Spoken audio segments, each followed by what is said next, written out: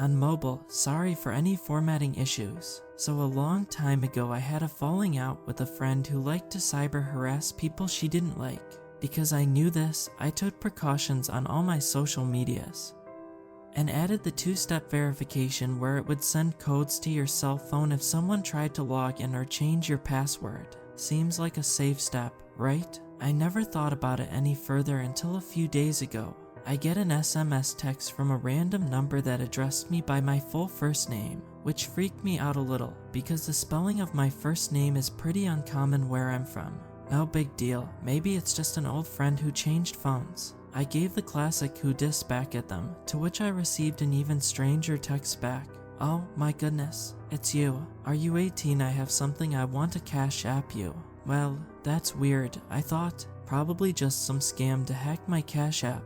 I said again, who the hell is this? And never received a text back from that number. No less than 5 minutes later I get 3 calls and 2 spam voicemails from a different unrecognized phone number. Then a text, pick up the phone, my full name. That's alarming. I immediately took screenshots and had my boyfriend call from his phone, but no luck.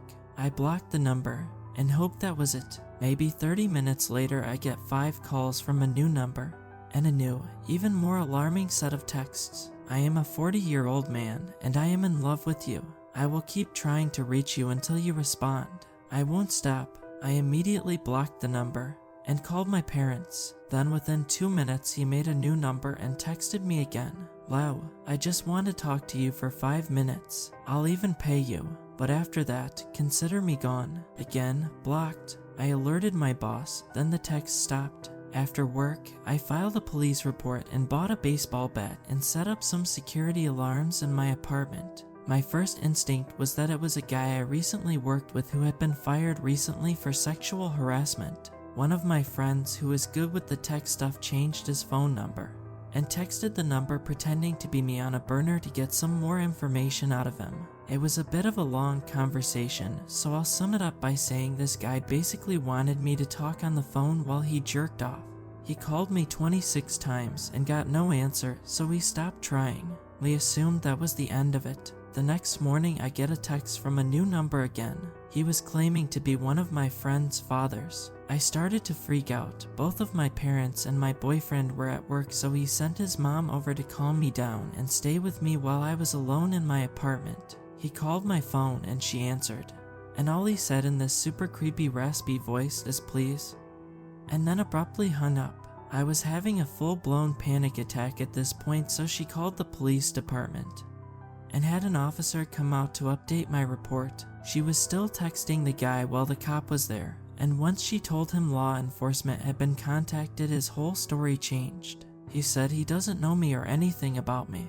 He doesn't even reside near me and means no physical harm. He's just a lonely guy who got my phone number from Facebook and decided to harass me. I might remember this wrong, but I could have sworn I had my phone number set to private, but I know I still had it up there because of the two-step verification. I recently posted something on Facebook Market, so I'm assuming that's where he found me. I have since deleted that account and changed my phone number, and nothing else has happened. Posting this here is more or less a warning to anyone who has that two-step verification set up. Please double check right now, and make sure you have the most private settings possible for everything. I'm not even going to set up all that stuff with my new phone number. I'm not going to risk giving it out anywhere online. Creepy dude online, let's not ever meet, or I will bust your kneecaps in.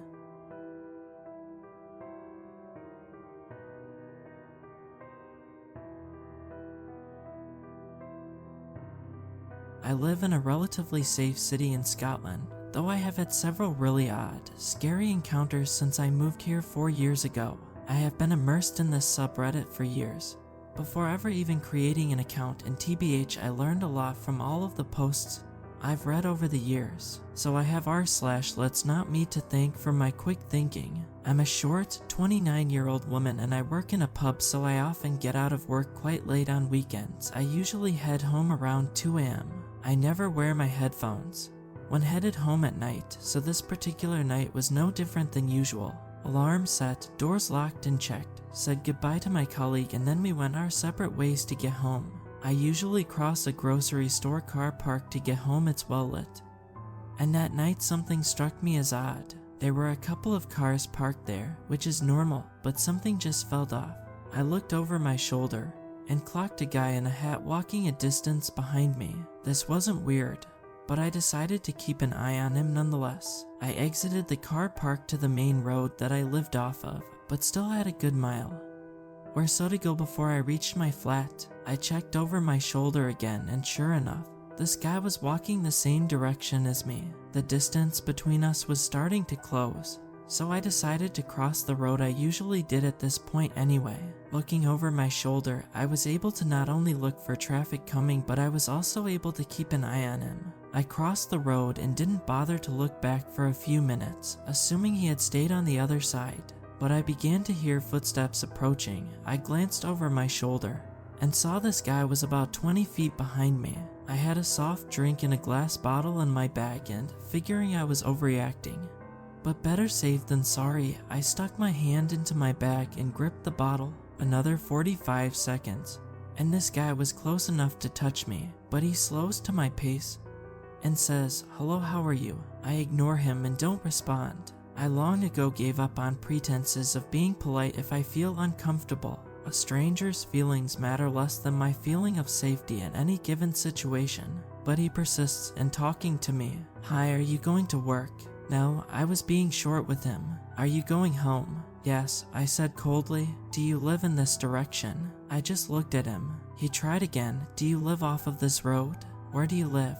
"Do you live close by?" I didn't respond and slowed my pace, letting him walk on. I was still gripping the glass bottle, ready to hit him with it should he try anything. He tried to slow down so I would catch up with him, but I slowed down so much that I was barely walking. He was maybe 300 yards away at this point, and simply stopped and turned around, watching me and waiting for me to catch up with him. I reached into my pocket with my free hand and tried my phone. Of course, my phone was dead. I figured it would last the walk home, but the dodgy battery had other ideas. Surprisingly, though, I wasn't afraid. He had started walking again, but still quite slowly. He looked over his shoulder again after another minute, and I seized the opportunity. There was a path to a block of flats that was obscured by tall hedges, so I leapt behind them. I waited for nearly 10 minutes, never letting go of that bottle the whole time. I peeked around the hedges to make sure he was there. I peeked behind bins and bus stops to make sure he wasn't hiding in wait. But as far as I could tell, I had lost him. Maybe he didn't mean anything by this, but if you suspect a woman is afraid of you and she is walking alone at night, don't speak to her. It will not help. Especially don't ask her where she lives repeatedly. I was not drunk. I did not appear to be drunk or need any help. I was just walking home as I ordinarily would. I am, however, inclined to believe he had bad intentions. I would rather be too cautious than not, and this subreddit has definitely taught me how to do that. So creepy dude who seemed to be following me home, screw off, and let's never meet.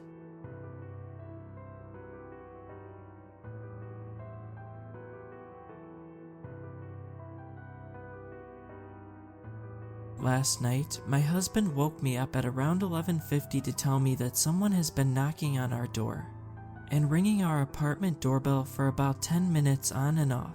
He woke me so I could possibly ID the person. Once I looked out our upstairs apartment window, I saw the man walking to his car in our apartment parking lot across the street from our unit. He was wearing blue jeans and a gray t-shirt. He was a medium build, possibly 30-year-old blonde man. He wasn't covering his face or anything, but the thing is, he was carrying what looked like resistance bands or rope. He sat in his car for around 3 minutes while I was on the phone with dispatch. Then, he came back to our door and knocked hard for another few minutes. Dispatch advised me that the police were on their way, and they hung up. I started videoing the vehicle. I read out the tag number and make and model and just watched as he put his car in park and reverse over and over again. Out of seemingly nowhere, he backed out of the parking lot and started rushing away, but not before the officer arrived and pulled him over. My downstairs neighbor knocked on my door and told me that he had been peering into her little children's windows and was pounding on her door as well. She said that her husband had left only 1 minute before he started knocking at her door. She said he saw her children through the window, and that's why he continued knocking. Our doors are right next to one another, so he probably didn't know what door he wanted opened. He was watching us as well through our upstairs windows. So I turned all of the lights out and shut the blinds while I called dispatch. The police never contacted us for a statement. I've reached out to the dispatch about an update, and I'm waiting to see if any action was taken.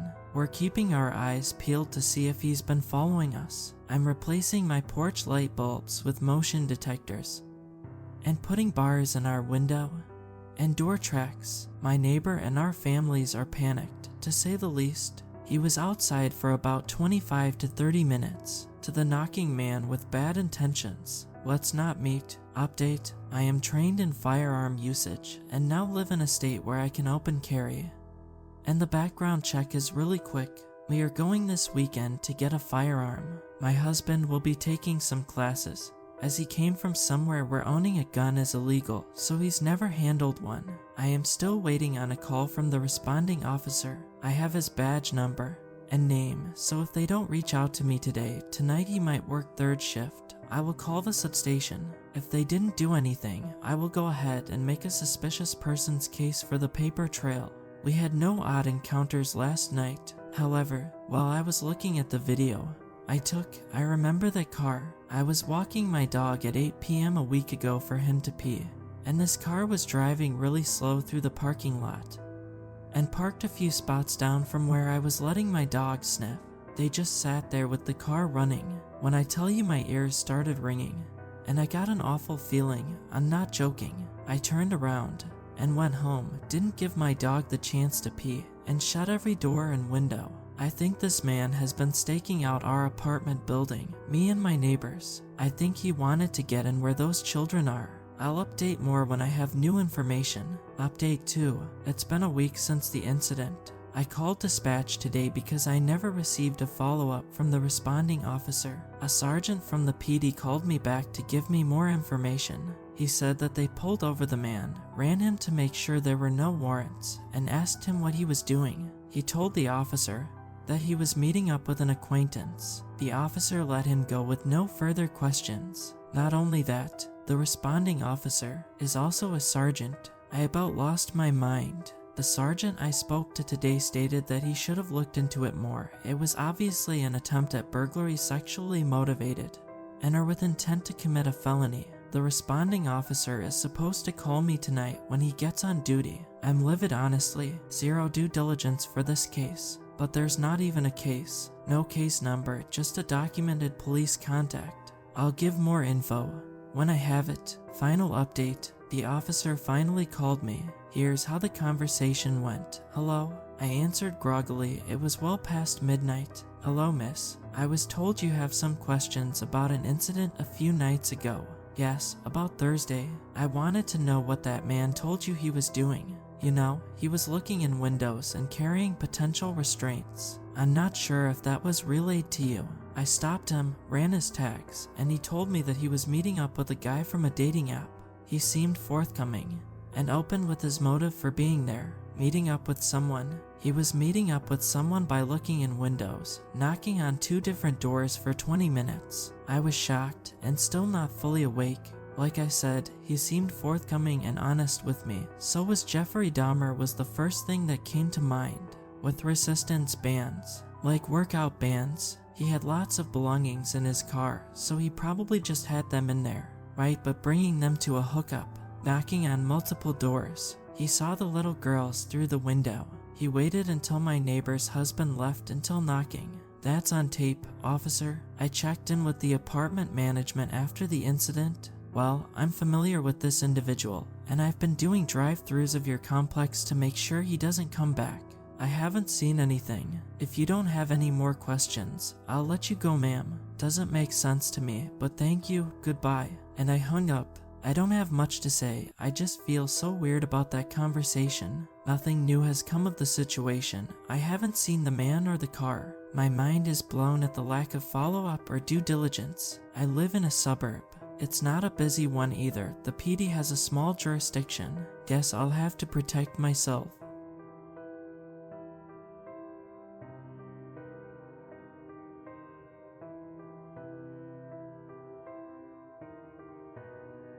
This all happened when I was 19. I'm not the best looking dude, so I've never had much luck with women, and I ended up on Tinder. I wasn't having much luck there either until like the 3rd month of using it when a blonde woman named Katie messaged me. She was pretty enough that I just dismissed her as a bot. It wasn't until 3 days later that she messaged me again, which was odd because bots almost never message more than once. I clicked on her chat and replied, then looked at her profile. What I saw was pretty generic, but definitely wasn't a bot's profile. We had been talking for like a month when she proposed the idea that I come see her. I was pretty reluctant, as she lived nearly 8 hours from me by car, but I had to admit I really did like her quite a bit. And I had been thinking about asking her if I could come see her for a while now. After a bit more badgering from her, I finally said that I would take the drive to go see her. At this point, I had no reason to doubt she was who she said she was. We had video chatted every other week and called most days. I just assumed I got really lucky. Things did get a little weird on the way there though. She kept messaging me, asking me where I was, and making sure I was still coming. At some points, when I took more than 30 minutes to respond, she sent me a slew of annoyed texts. Admittedly, I had chalked this all up to her being nervous about me coming to see her. I was pretty nervous too, so I couldn't blame her. I had a hard time finding the house at first. The directions she gave me were pretty confusing, and it was back through a series of gravel and dirt roads and a large thicket of trees. It was still about midday when I came onto an old-looking house. A window on the 2nd floor was boarded up, but it didn't look abandoned. Just worse for wear. Katie's red buggy that she liked to talk about was parked in front of the garage. I took out my phone and texted her that I was here. She only sent a smiley face in return. When I got out of my car to go knock on the door, I noticed someone was looking at me from one of the 2nd floor windows. I found it a little creepy, but figured it was just her father or something. She had told me that he comes to stay with her every now and again, so I ignored it and knocked on her door. She answered with a smile and even gave me a kiss, which surprised me, and I followed her inside. We sat down on her couch and started talking about our plans when I asked her about her dad. "You didn't tell me your dad was here," I said. "Was that going to be a surprise or?" Katie looked confused and told me that her dad wasn't here. I still thought she was keeping up the act, and I told her that she didn't have to keep pretending and that I had seen him looking at me through the upstairs window. Katie went pale and said that we had to get out of there now. We both ran out to our cars, and when I questioned Katie, she informed me that her dad wasn't there and that she had been home alone until I showed up. I called the police, and while I was on the phone giving the address, Katie gasped and pointed to the window where I had seen the guy last. "He was looking at you from out the window again." I got a better look of him, and he seemed older and frail, almost like he hadn't eaten anything in a while. He left the window after he saw that we saw him. The police took half an hour to show up, and the whole time Katie was crying and mumbling about how she was an idiot for not keeping her doors locked. When the police finally did show up, one started asking me and Katie questions, and the other two searched the house. They came back out a little later and told me and Katie that, while they didn't find anyone, they did find that the back door was hanging open. Whoever it was had ran out into the woods, but the cops were sure the house was empty. After the cops left, Katie asked me to stay the night because she was too scared to be in her house alone right now. I gladly did, and we slept downstairs on the couch, as Katie's bed was the room next to the one the man had been in. Katie had also brought out the shotgun that her father had given her but she never used. I told her it was fine, the man's gone, but she insisted, saying she'd feel safer if we had it out. I'm glad she did. Later that night, I was still wide awake, watching TV. Katie had somehow managed to fall asleep.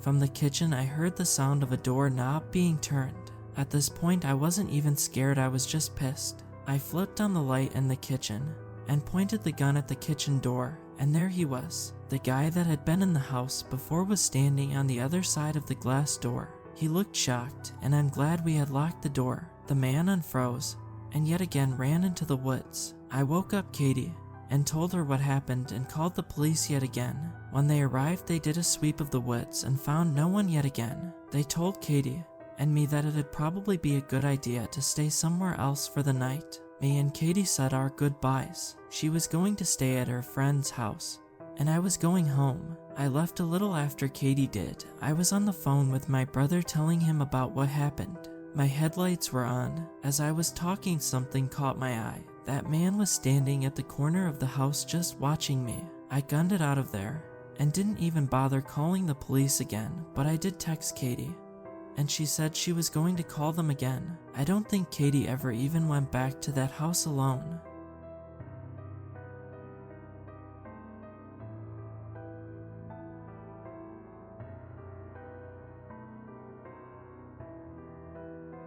This did not happen to me, but I live in the area where it took place. As far as I know, this is not a made-up story. My friend and I were discussing the scary things we've seen in the woods, and he told me a story that happened to his friend.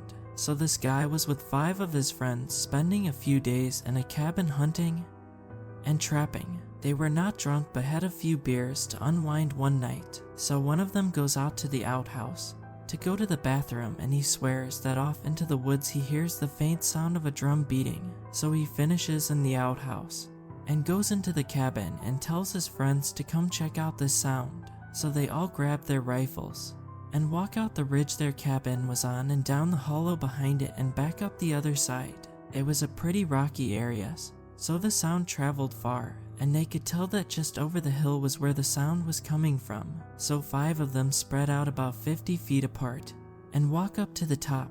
They couldn't see down over because of all the laurel bushes around, so 5 of them wait.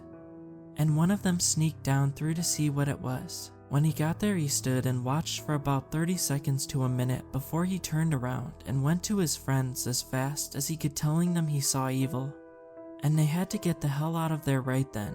All he would tell them is he saw a bunch of naked men and women dancing around in a circle chanting something in a foreign language. He never told them about everything he saw. The guy who told my friend this story was one of the guys who hung back and didn't see what happened.